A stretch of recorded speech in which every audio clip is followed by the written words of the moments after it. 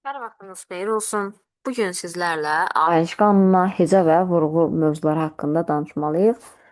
İlk öncə sizlə hecə haqqında danışaq. Hecə nədir? Tələffüz zamanı sözün asanlıqla bölünə bilən hissəsinə hecə deyilir. Sait səslər hecə yaradan səslərdir. Samitlər isə hecanı formalaşdıran səslərdir. Sözdəki hecaların sayı sait hərflərin sayına bərabərdir. Yəni buradan belə deyək. Əgər bir sözdə 4 sait varsa, deməli 4 də hecə var. Burada sətirdən sətrə keçirmək məsələsi deyil, sadəcə heca deyirik. Neçə dənədir? 4 sait varsa 4 də hecə var deməkdir. Yəni sözdə neçə dənə sait varsa, bir o qədər də hecə var deməliyik. Aha.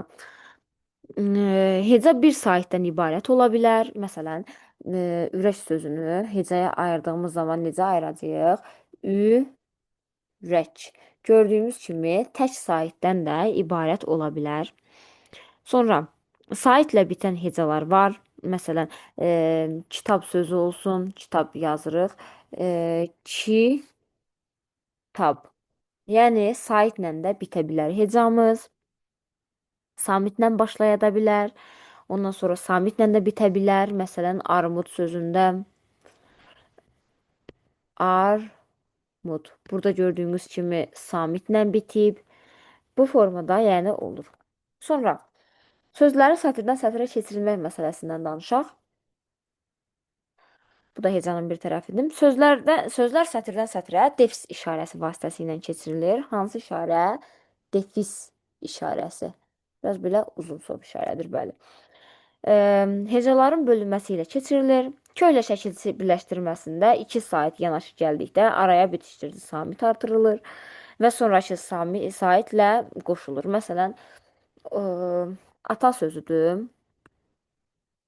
Buna bir sait artırmalıyıq. Ata A şəkilçisi artırmalıyıq. Araya bir samit artıracağıq. Olacaq ataya. Ataya. Yəni 2 sait gəlirsə arada bitişdirici samitlər gəlir. Bitişdirici samitlərimiz hansılardır? Bunları da deyək. Y, S, N. Bunu görsəniz, keçənki uşaqların biləcək bu hərflərin qısaldılmış formasını. Bunlar olur necə? Bitişdirici samitlərimiz. Sonrasında sözlərin sətirdən sətrə keçirilmə qaydaları var. Hansılardır? Onları deyək. Deməli, sətirdən sətrə keçirilən zaman sözlər ancaq bütöv hecalarla keçirilir. Bu zaman köy və şəkilcinin xüsusi rolu yoxdur. Yəni, burada bütövlük lazımdır. Vətən sözü sətirdən sətrə necə keçiriləcək? Məsələn, bu sətrin burasına və yazdıq. Təni bura keçirdə bilərik. Burada tək bir hərf qala bilməz. Məsələn, ürək sözünü keçirdiyimiz zaman, deyək ki, ürək sözünü keçirdik. Ünü bura yazıb da, rəki buradan yaza bilmərik. Tək hərf burada qala bilməz. Nə də tək hərf bura keçə bilməz. Ona görə də buna diqqətlə fikir vermək lazımdır.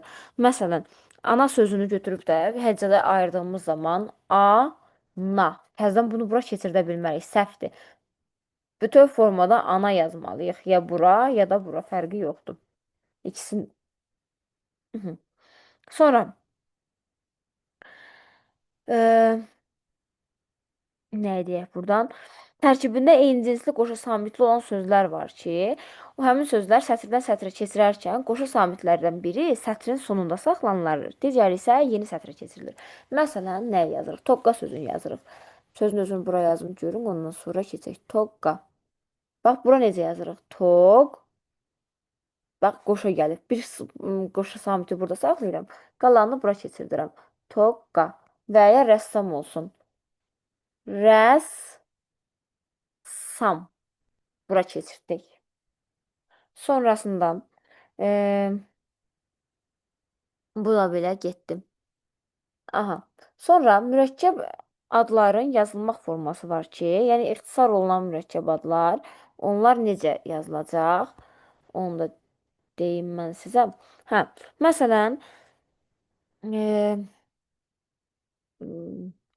Azərbaycan Dövlət Pedaqoji Universiteti. ADPU. Ad bu yazılır da pedaqoji universitet formasında. Bunu biz sətirdən sətrə keçirdiyimiz zaman bitişik olaraq da yazmalıyıq. Parçalaya bilmərik. A-nı, D-nı bura yazıb da P-nı, U-nu bura yazmaq olmaz. Olmaz. Yəni belə mürəkkəb adları da qısalmış mürəkkəb adlar bu formada yazılmalıdır. Ondan sonra e, rəqəmlərə qoşulmuş şəkilçilər və müxtəlif qısaltmalar var ki, onlar sətirdən sətrə keçirilən necə olmalıdır? Məsələn, yazırıq ki, 25 kilometr. 25-i bura yazıb da kilometri bura yaza bilmərəm. 25 km burada olmalıdır. Məsələn, 29 belə deyək də nə bilim kilo 29 kiloqram deyək ki, hə. Burada 29 kiloqram bir yerdə olmalıdır. Kiloqramı aşağıya keçirdə bilmərəm. Burada olmaz. Bu forması doğrudur. Bu yox. Sonra keçək indi ahəng qanununa. Ahəng qanunu nədir? Ahəng qanunu sözdə qalın və incə sahitlərin bir-birini izləməsinə ahəng qanunu deyilir. Ahəng qanunu nə vaxt baxırıq? Pozulma necə olur? Gözlənilmə necə olur? Qalın sahitlərimizi yazaq ilk öncə. A, I, O, U qalınlarımızdır. E, Ə, İ, Ö və Ü isə hansılardır? İncələrimizdir. İndi biz buradan nə etməliyik? Bir söz deyəcəyik. Həmin sözdə ahəng qanunu gözlənib gözlənilmədiyinə diqqətlə baxmalıyıq. Baxaq. Yazdıq meşə sözünü yazaq və meşələr fərqi yoxdur. Meşələr. Sözün bütün saitlərinə baxırıq biz. Necədir? İncə. Necədir? İncə. Necədir? İncə. 3 dənə incə saitim var. Heç bir qalınım yoxdur. Deməli bu necədir? Gözlənilmişdir. Belə işarə qoyuram. Ondan sonra məsələn bir başqa söz deyək. Dünya. Dünya. Baxın, Ü incədir, A qalındır. Deməli, burada gözlənilməyib. AH qanunu pozulmuşdur. Yəni, gözlənilməmişdir, pozulmuşdur. Burada isə gözlənilmişdir, pozulmamışdır. Burada sadəcə testin başında bu sözlər deyilir deyə biraz diqqət etməliyik. Sonra baxırıq, keçirik əsas hissəyə, vurğuya. Vurğu nədir? Başlığa yazın vurğu deyə. Aha. Vurğu nədir? Dilimizdə vurğunun əsas üç növü vardır. Hansılardır? Hecə vurğusu, sonra məntiqi vurğu, bir də həyəcanlı vurğu. Hansılar oldu? Üç cür vurğunun növü var. Hecə vurğusu, məntiqi vurğu, həyəcanlı vurğu. Yaxşı, hansı nədir? Hecə vurğusu sözdə hecələrin birinin o birinə nisbətən qüvvətli deyilməsidir hecə vurğusu. Üzərinə vurğu düşən heca vurğulu heca adlanır. Milli sözlərimizdə vurğu əsasən son hecadakı saitin üzərinə düşür. Bu milli sözlərimizə aiddir, amma dilimizdə millilərlə yanaşı da həddindən artıq alınma sözləri var. Yəni qarşınıza çıxan hər sözü götürüb də sona salmayın vurğunu. Sonra məntiqi vurğu nədir? Bu hecalar üzrədir. Bunu bildikdə heca üzrədir. Hecalara görə yazım bilək. Sonra məntiqi vurğu nədir? Məntiqi vurğu cümlədə sözlərdən birinin digərinə nisbətən qüvvətli deyilməsidir. Məntiqi vurğu cümlədəki söz yazıram, elə biləcəksiniz. Misal çəkəndə biləcəksiniz. Cümlədəki söz. Həyəcanlı vurğu isə hiss və həyəcanları ifadə etmək üçün cümlədə və abzasda sözün yaxud ifadənin qeyri-adi şəkildə tələffüz olunması həyəcanlı vurğudur. Məsələn, buna bir misal çəkək. İşə bir bax. Məsələn, necə bir həyəcanla deyilir? İşə bir bax. Həyəcanla deyildi. Nə bilim, haqlı ikən olmuşuq nahaq. Məsələn, burada da artıq bir həyəcanla deyilib, bir hisslə, həyəcanla deyilib. Bir də məntiqi vurğuda cümlədəki sözlərin birinin daha həyəcanlı deyilməsi də məntiqlə deyilməsidir. Məsələn, sabah məktəbə gedin. Bax, burada nəyin üstə düşəcək? Yazıram, sabah məktəbə gedin. Nəyin üzərinə düşür? Sabah məktəbə gedin. Artıq burada məktəbə sözünü altdan da xətt çəkirəm. Gördüyünüz daha bir vurğu ilə deyirik ki, sabah məktəbə gedilməlidir. Yəni getməli olduğunuz yer məktəbdir. Budur. İndi keçirəm əsas bizə testdə lazım olan və hal-hazırda da istifadə olunan vurğu, hecə vurğusu, onu izah eləyək. Aha. Heca vurğusu dediyimiz kimi sözdə vurğunu tapmaq üçün sözlər hecaya ayrılmalıdır. Bu formada daha rahat tapılır. Belə bir rahat üsulunu deyim. Dediyiniz zaman öz deyilişinizə əsasən görəcəksiniz ki, hansı hecanın üzərinə düşüb. Vurğu belə bir işarə ilə saitin üzərinə qoyulur. Məsələn, deyirəm alma. Bax, bura düşəcək A-nın üzərinə və olacaq alma. Burada artıq feil olacaq. Bir də deyəcəm ki, alma. Manın üzərinə düşəndə olacaq isim. Yəni burada saitin üzərində qoyulur işarəmiz, vurğunun işarəsi. Saitin üzərinə qoyulur və hansı hecaya düşürsə, həmin hecadakı saitin üzərinə qoyulmuş olur. Yaxşı. Hansılar necə tapmalıyıq, necə olmalıdır bunlar? Dediyim kimi, sözlər hecaya ayrılıb. Hər hecaya bir dəfə vurğu salmaqla daha rahatlıqla tapılır. Bunu yəni ancaq deyiliş formasından və əzbərlərlə getdikcə dilimizdə sözləri əzbərləyərək tapa bilərik. Sadəcə mən indi sizə vurğu qəbul etməyən şəkilçilər haqqında danışacağam. Onu daha rahat taparıq. Deməli, vurğu qəbul etməyən şəkilçilərimiz var ki, hansılardır? Birincisi, soyad düzəldən şəkilçiləri var. Ov, ova, yev, yeva. Bu şəkilçilər vurğu qəbul etmirlər. Məsələn, gələndə Həsənov sözünü yazırsan. Həsənov. Həsənov sözündə vurğu hara düşəcək? Həsənov. Həsənov. Bax, əlin üzərinə düşdü. Həsənov. Məsələn, ovun üzərinə düşməz artıq. Burada ancaq əlin üzərinə düşdü. İşarəmizi də qoyduq. Sonrasında eyni qayda ilə. İkinci, İsim düzəldən cil şəkilçisi var. Bunu bir testdə gördük, əmimcil falan deyə. Cil şəkilçisi var. Cil, tək variantlı şəkilçidir.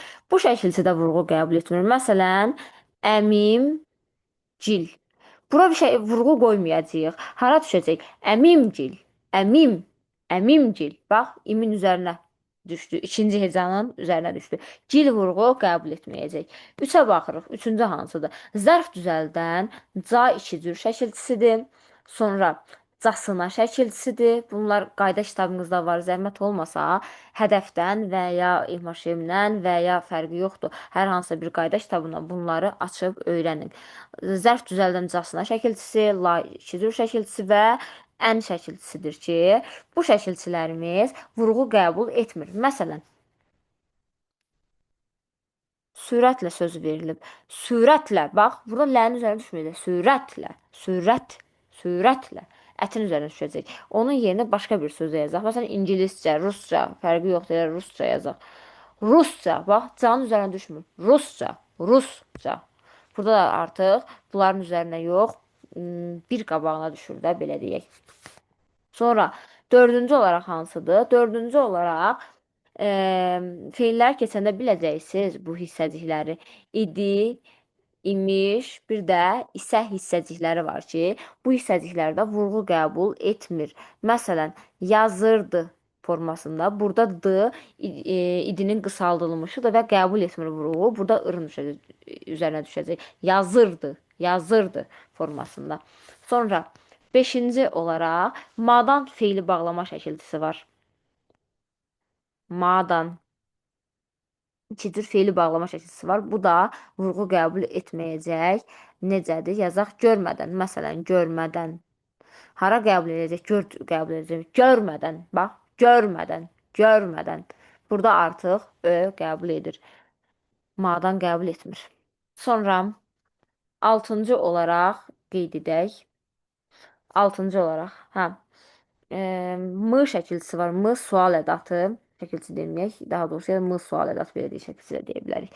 Bu qəbul etmir. Məsələn, gedirmi? Gedirmi? Burada da artıq irin üzərinə düşəcək. Mir yox.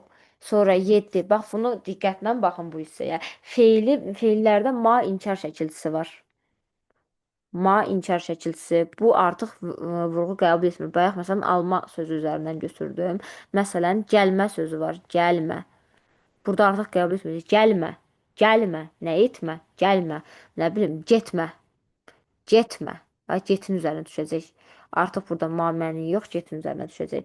Sonra Burada ancaq ki, mamə indi biləcəksiniz ki, omonim şəkilçidir, qrammatik omonimdir. Yəni həm feilin inkar şəkilçisi kimi, həm də eyni zamanda isim, sifət düzəldə bilən şəkilçi kimi. Bu zaman vurğu qəbul edəcək. Məsələn, dünənlərdə testlərdə baxdığımız zaman bir söz var idi, dondurma sözü idi. Rəngi dəyişim. Məsələn, dondurma sözü. Baxın burada. Burada bir qəbul edən versiyası var. İsim olaraq dondurma. Nə? Dondurma. Yəni yeyəcəyimiz dondurma mənasında dondurma. Nə? Dondurma. Bir də var deyirəm ki, dondurma. Dondurma. Bax burada da artıq mamə feili bildirəndə, inkarlığı bildirəndə burada artıq dondurun üzərinə düşəcək. Durun üzərinə düşəcək. Heç manı yox. Yəni burada sözün müamə şəkilçisinin isim yaratdığına, yoxsa feilin inkar şəkilçisi olmasına diqqət etmək lazımdır. Sonra 8-ci olaraq qoşmalarımız var ki, dək qoşması, dək qoşması, can qoşması, bir də tək qoşması. Bunlar da vurğu qəbul etmir. Məsələn, evədək, evədək. Burada hara düşəcək vurğu? Ən üzərinə. Evədək, evədək formasında. Sonra burada nə deyək? Feilin əmr şəklində olan şəxs sonluqları var ki, onları da qəbul etmir. Onu daha yaxşı biləcəksiniz. Məsələn, əmr şəkli yazaq, bilin. Belə əmr şəkli. Məsələn, yazsın. Burada artıq yazsın, yazın üzərinə düşür. Yazsın, yazsın. Bax, yazsın formasında olur. Ey üzərinə düşür. Qəbul etmirlər, səhv dedim, üzrü sayın. Hə, məsələn, feilin əmr şəklində olduğu zaman artıq burada şəkilçiyi qəbul edəcək. Yazsın formasında. Yazsın. Ondan sonra yazaq məsələn söz veriləcək. Feilin əmr şəklindədirsə qəbul edir. Bax, bu qəbul edəndir. Belə yazım. Qəbul edir kimi. Qara ilə yazım bunu. Qəbul edir. Sən yazaq. Yazaq formasında olur. Sonra bir dənə larlər şəkilçisini vurğulayım. Aha. Larlər şəkilçisi ismin cəm şəkilçisi olduğu zaman vurğu qəbul edir. Lakin şəxs kəmiyyət şəkilçisi kimi olduqda vurğu qəbul etmir. Məsələn, lar yazım. Cəm şəkilçisi olaraq qəbul edəcək. Məsələn, kitablar. Burada artıq qəbul edəcək, düşəcək. Bir də qəbul edir yazım cəm şəkilçisi kimi.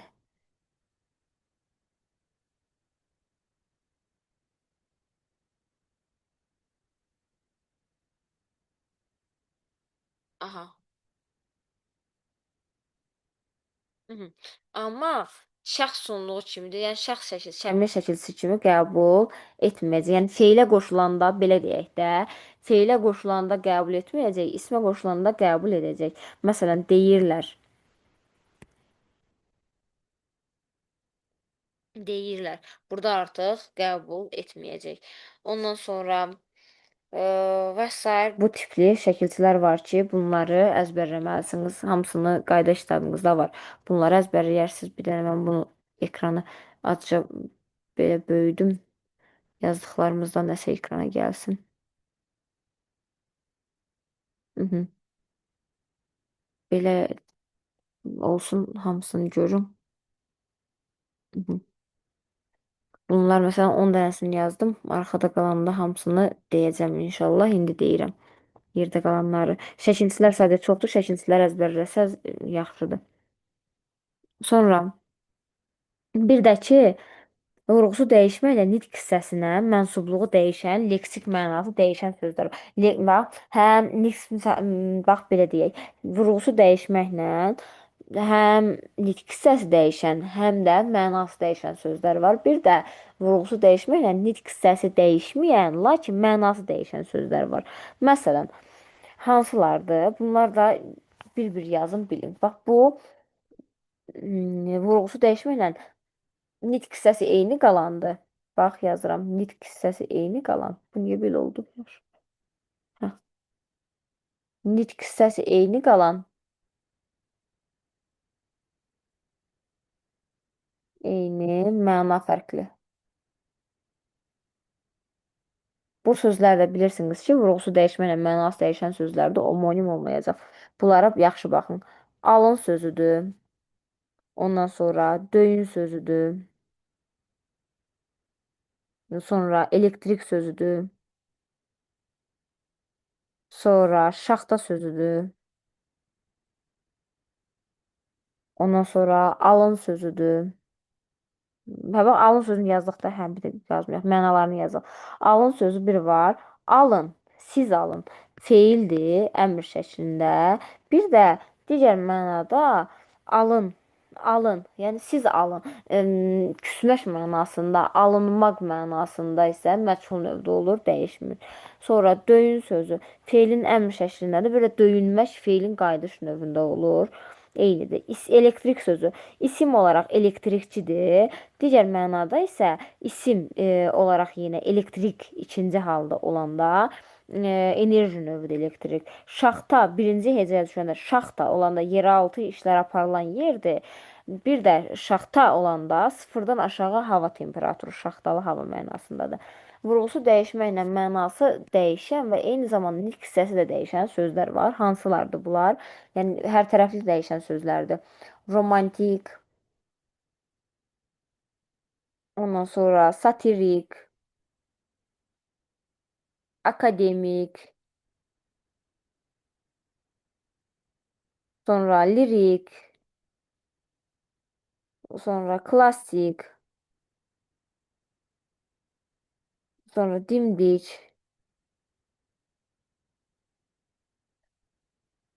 mütləq,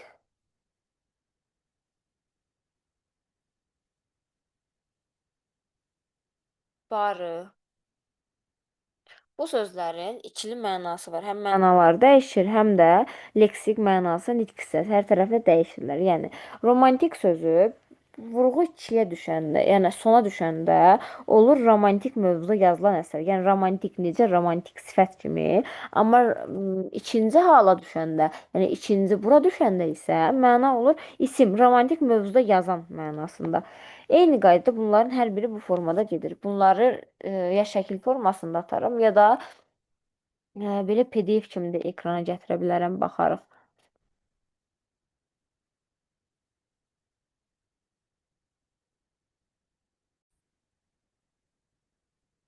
Hər şeylə bunlar haqqında məlumatımız olsa yaxşıdır. Bir də sadəcə fonetik təhlil haqqında bir neçə şey də deyim, ondan da mövzumuzu bağlayaq.